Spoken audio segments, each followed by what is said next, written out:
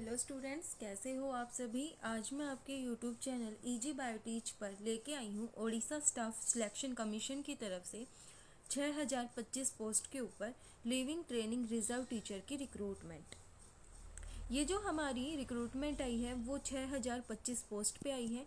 इसके लिए जो ऑनलाइन रजिस्ट्रेशन है वो शुरू होंगे 30 अक्टूबर से और इसकी जो लास्ट डेट है वो है 29 नवंबर।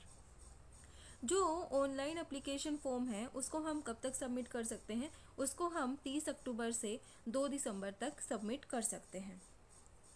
अब जो डेट है एडिटिंग की, मतलब अगर हमारे फॉर्म में कोई करेक्शन हो जाती है तो उसको हम कब तक ठीक कर सकते हैं, उसको हम 30 अक्टूबर से लेके 4 दिसंबर तक ठीक कर सकते हैं। उसके बाद जो हमारा मोड है एप्लीकेशन का रजिस्ट्रेशन करने का वो ऑनलाइन मोड रहने वाला है। यहाँ पे हमें वेबसाइट गिवन है, यहाँ पे हम क्या करेंगे, अपना रजिस्ट्रेशन करेंगे और किसी भी कैंडिडेट को यहाँ पे फिजिकल कॉपी और हार्ड कॉपी सबमिट कराने की ज़रूरत नहीं है। सिर्फ हमारा जो रजिस्ट्रेशन होगा, मतलब जो हमें एप्लीकेशन फॉर्म फिल करना है वो हमारा ऑनलाइन बेसिस पे ही होगा। अब यहाँ पे जो रिक्रूटमेंट आई है वो टीजीटी आर्ट्स टीचर की है, टीजीटी साइंस टीचर की है जिसके अंदर फिजिक्स केमिस्ट्री और मैथ्स। उसके बाद टीजीटी साइंस टीचर की है, मेनली बायोलॉजी और जूलॉजी के लिए। फिर है हिंदी टीचर की रिक्रूटमेंट, फिर है क्लासिकल संस्कृत टीचर की रिक्रूटमेंट, फिर है तेलुगु टीचर की और फिर है उर्दू टीचर की रिक्रूटमेंट।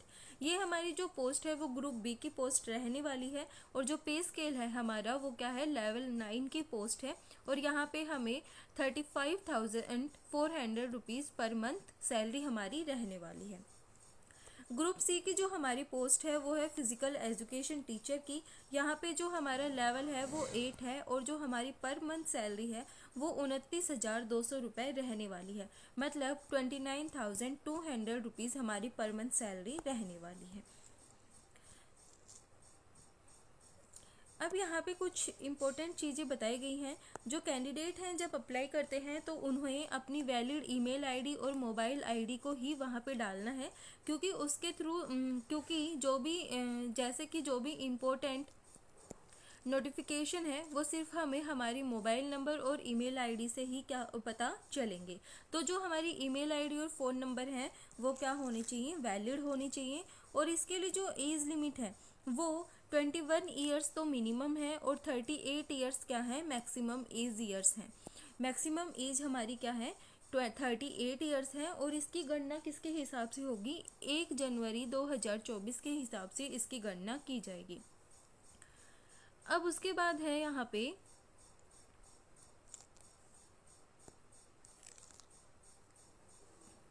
अब जो कैंडिडेट हैं वो एक पोस्ट से ज़्यादा यहाँ पे क्या कर सकते हैं, अप्लाई कर सकते हैं।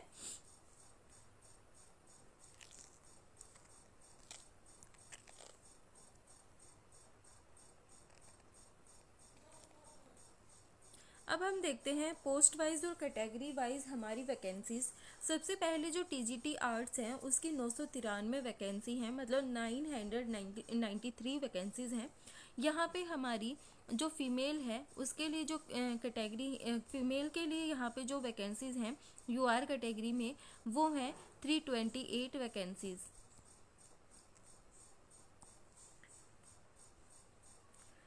TGT science physics chemistry math के लिए 510 वैकेंसीज हैं। यहाँ पे 168 वैकेंसीज किसके लिए हैं, फीमेल कैंडिडेट के लिए हैं। साइंस सीबीजेड के लिए यहाँ पे 440 वैकेंसी हैं, जिसमें से 145 वैकेंसी फीमेल के लिए हैं। हिंदी टीचर की 356 वैकेंसी हैं, 117 किसके लिए हैं, फीमेल कैंडिडेट के लिए हैं। संस्कृत टीचर की 365 वैकेंसी हैं, 121 किसके लिए हैं, फीमेल कैंडिडेट के लिए हैं। तेलुगु टीचर की 3 वैकेंसी हैं, इसमें से 1 फीमेल कैंडिडेट के लिए है। और उर्दू टीचर की 7 वैकेंसीज हैं यहाँ पे और 2 किसके लिए हैं, फीमेल के लिए हैं। उसके बाद जो हमारा फिजिकल एजुकेशन टीचर है उसके लिए 341 वैकेंसीज हैं और इसमें से 113 किसके लिए हैं, 113 हमारी हैं फीमेल टीचर के लिए। यहाँ पे टोटल 3015 वैकेंसीज हैं और इसमें से 995 किसके लिए हैं, फीमेल कैंडिडेट के लिए हैं। उसके बाद हमारी कैटेगरी आती है SC BC यहाँ पे जो टोटल वैकेंसीज़ हैं टीजीटी आर्ट्स की 223 वैकेंसीज़ हैं, 74 किसके लिए हैं, फीमेल के लिए हैं। टीजीटी साइंस जो पीसीएम कैंडिडेट्स हैं उनके लिए 115 वैकेंसी है, उसमें से 38 पोस्ट किसके लिए हैं, फीमेल कैंडिडेट के लिए हैं। यहाँ पे 99 वैकेंसीज़ हैं टीजीटी साइंस सीबीजेड के लिए, 33 वैकेंसी फीमेल के लिए हैं।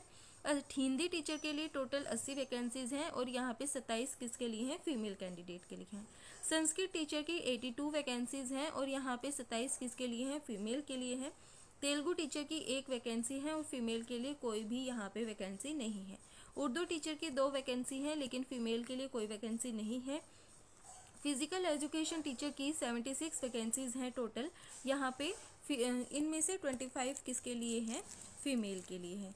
मतलब वो सीटें फीमेल के लिए क्या है, रिजर्व हैं वहाँ पे। अब यहाँ पे जो टोटल वैकेंसीज़ हैं वो 678 हैं और यहाँ पे 224 वैकेंसीज़ किसके लिए हैं, फीमेल के लिए हैं। उसके बाद हमारी एससी कैटेगरी आती है। एससी कैटेगरी में टोटल 978 वैकेंसीज़ हैं जिसमें से 323 वैकेंसीज़ किसके लिए हैं, फीमेल कैंडिडेट के लिए हैं।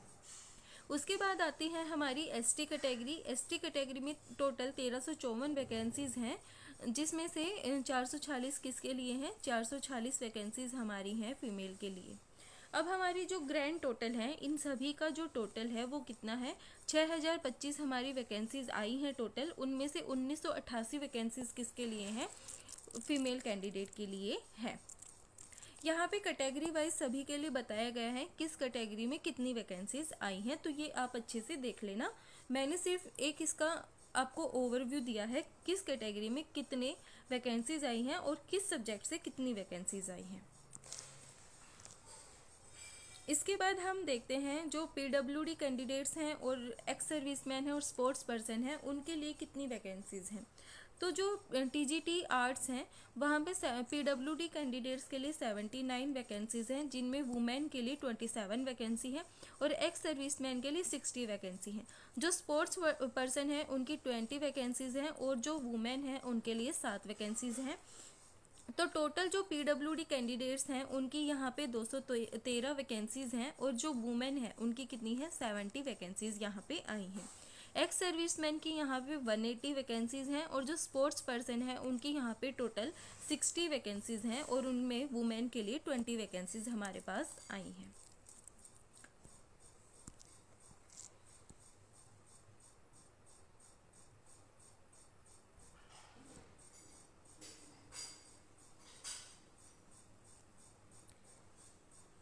यहाँ पे हमें कैटेगरी वाइज बताया गया है कि टीजीटी आर्ट्स की 20 कैटेगरी 1 में टोटल 20 वैकेंसीज़ हैं, वुमेन के लिए 7 हैं।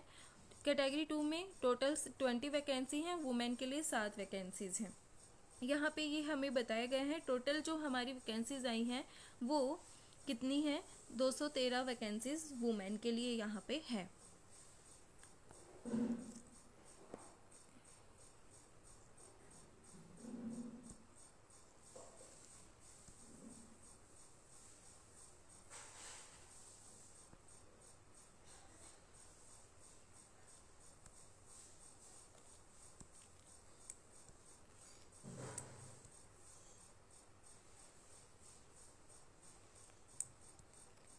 उसके बाद हम देखते हैं एलिजिबिलिटी।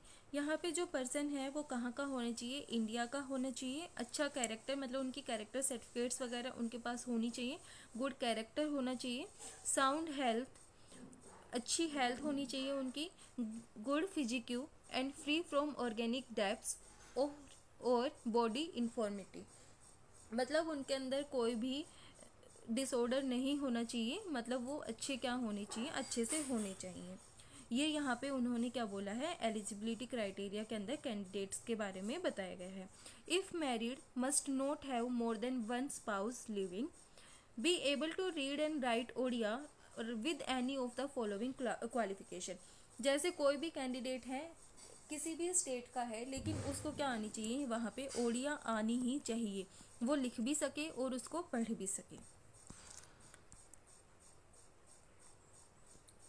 यहाँ पे जो HSC एग्ज़ाम कंडक्ट करवाया जाता है बोर्ड ऑफ सेकेंडरी एजुकेशन से, वो क्या होना चाहिए, पास्ड होना चाहिए। ओडिशा और any equivalent examination with Odia as a language subject first, second और third language have passed +2 higher secondary examination conducted by the Council of Higher Secondary Education Odisha with Odia as an examinable subject, have passed Odia examination of higher secondary class 10th standard conducted by the BSc Odisha। यहाँ पे ये हमारी qualifications के अंदर बोला गया है हमारा। अब यहाँ पे मिनिमम एजुकेशनल क्वालिफिकेशंस क्या हैं। जो मिनिमम एजुकेशनल क्वालिफिकेशन है, सबसे पहले हम देखते हैं TGT आर्ट्स के लिए। यहाँ पे बैचलर डिग्री होनी चाहिए आर्ट्स के अंदर, कॉमर्स और a Shastri degree from a recognised university with 2 school subjects. Commerce होनी चाहिए, कॉमर्स के साथ होनी चाहिए, या फिर शास्त्री मतलब संस्कृत की डिग्री होनी चाहिए किसी भी रिकॉग्नाइज्ड यूनिवर्सिटी से विद 2 स्कूल सब्जेक्ट्स के साथ। From a recognised university 50% marks के से क्या होनी चाहिए, पास होनी चाहिए। जो UR कैटेगरी OBC कैटेगरी हैं उनके लिए, और यहाँ पे 45% किन के लिए होनी चाहिए, SC ST PWD कैंडिडेट से पास होनी चाहिए। बैचलर इन एजुकेशन मतलब यहाँ पे जो BEd डिग्री है उनके पास वो भी होनी चाहिए। 3 years integrated BEd MAd from any NCTC recognised institution. मतलब मेनली हमें बोला गया है BEd डिग्री होनी चाहिए आर्ट्स के अंदर, या फिर हमारे पास कॉमर्स या और शास्त्री संस्कृत डिग्री होनी चाहिए रिकॉग्नाइज्ड यूनिवर्सिटी से, और उसके साथ साथ हमारे पास क्या होनी चाहिए, 2 स्कूल के सब्जेक्ट हमारे पास होने चाहिए, और 50% मार्क्स से हमारे पास पास होनी चाहिए हमारी डिग्री। और जो SC ST कैंडिडेट्स हैं उनके पास 45% से उनकी डिग्री पास होनी चाहिए। उसके बाद उन्हें बोला गया है उनके पास BEd या फिर 3 साल की इंटीग्रेटेड BEd और MAd होनी चाहिए। उसके बाद हमें बोला गया है 4 year integrated BA BEd from any NCTC recognised institution with 2 school subjects having 50% marks in aggregate. अगर हमारे पास ये वाली क्वालिफिकेशन नहीं है और हमारे पास BA BEd है, मतलब जो इंटीग्रेटेड BA BEd है 4 साल की वो है, तो वो 2 स्कूल सब्जेक्ट्स के साथ होनी चाहिए और 50% मार्क्स से क्या होनी चाहिए, पास होनी चाहिए। तो हम यहाँ पे क्या कर सकते हैं, अप्लाई कर सकते हैं। उसके बाद in any case the candidate must have passed a bachelor degree with any 2 school subject offered as pass honours elective optional compulsory foundation subject out of the following. अब यहाँ पे बताया गया है कि वो 2 सब्जेक्ट्स कौन से हैं जिनके अंदर उनको अपीयर होना है, जो कि उनके पास होने चाहिए थे। वो है English, Odia, Hindi, Sanskrit, history, geography, economics, political science, Indian economy, landmarks in Indian history, Indian geography, Indian polity, business economic and communicative English.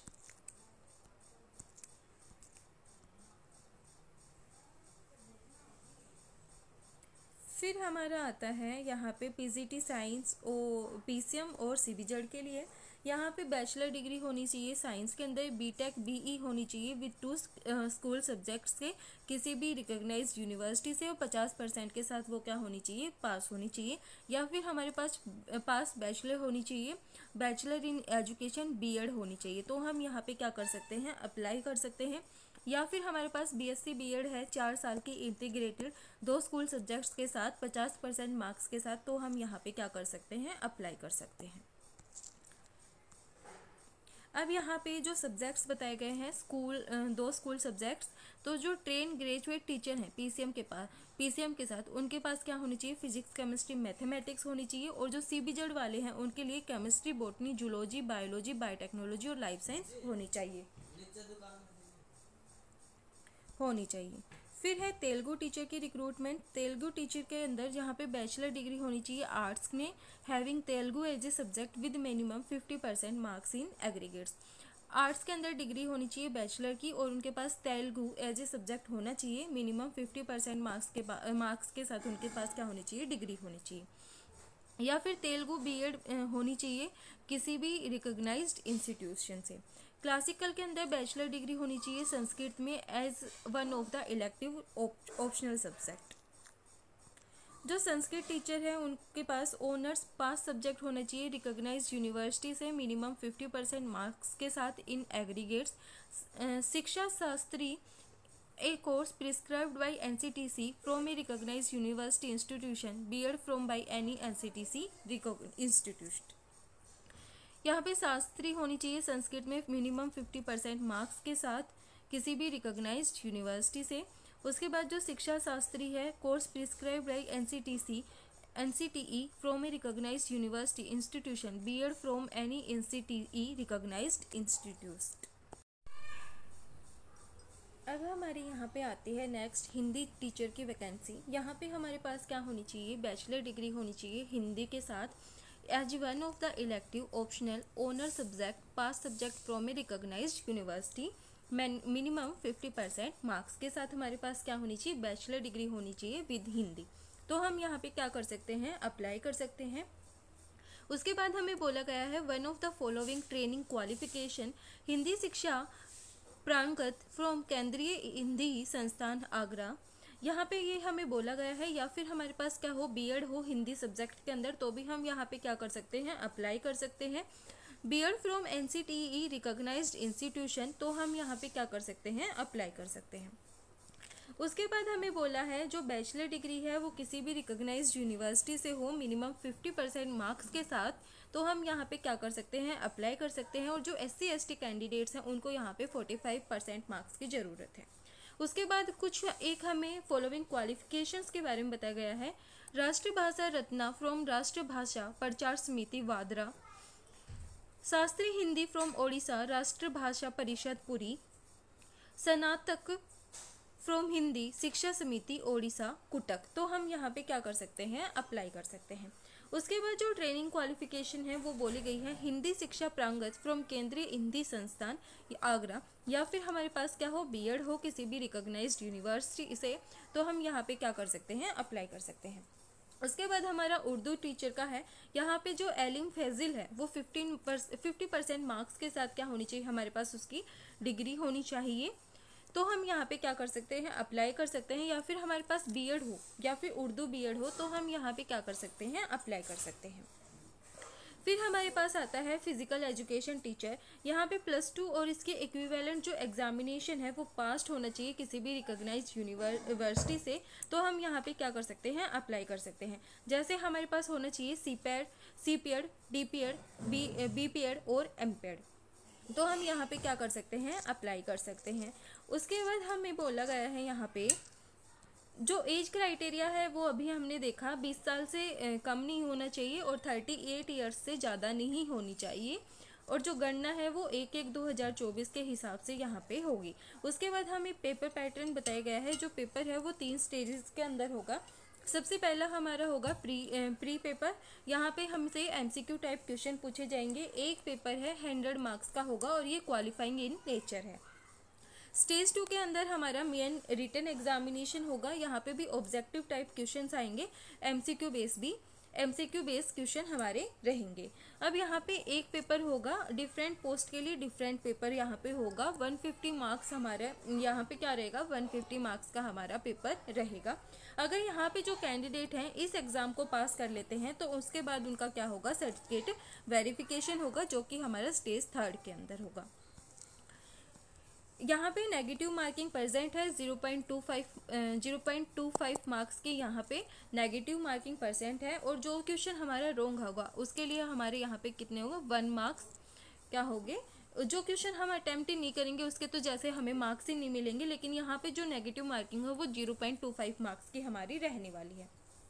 उसके बाद जो प्रीलिमिनरी एग्जामिनेशन है उसका जो सिलेबस है वो जनरल स्टडीज़ है, अर्थमेटिक है, logical reasoning and analytic ability, general mental ability है, कंप्यूटर इंटरनेट अवेयरनेस है, और current events of national and international importance. ये हमारे यहाँ पे क्या रहने वाला है, सिलेबस रहने वाला है। ये सारा जो सिलेबस है वो 10th लेवल तक का रहने वाला है, नॉट ओनली 10th, लेकिन 10th लेवल तक का हमारा रहने वाला है। अब जो मेन एग्जामिनेशन है उसके लिए क्या है, TGT आर्ट्स के लिए MCQ बेस्ड हमारे पेपर रहने वाले हैं, 150 नंबर का हमारा पेपर रहेगा, और जो फुल मार्क्स हैं वो कितने हैं, 150 नंबर का ही है। मतलब एक क्वेश्चन 1 मार्क्स का है तो 150 क्वेश्चन 150 मार्क्स के हो गए। ग्रेजुएशन लेवल हमारा रहने वाला है। जो सब्जेक्ट्स हैं आर्ट्स के लिए history, geography, English, pedagogy and evolution, Odia, ये रहने वाले हैं। जो लैंग्वेज है वो इंग्लिश और ओडिया रहने वाली है। यहाँ पे हमें सभी सब्जेक्ट्स के हिसाब से बताया गया है हमारे पास कौन कौन से सब्जेक्ट्स आने वाले हैं। यहाँ पे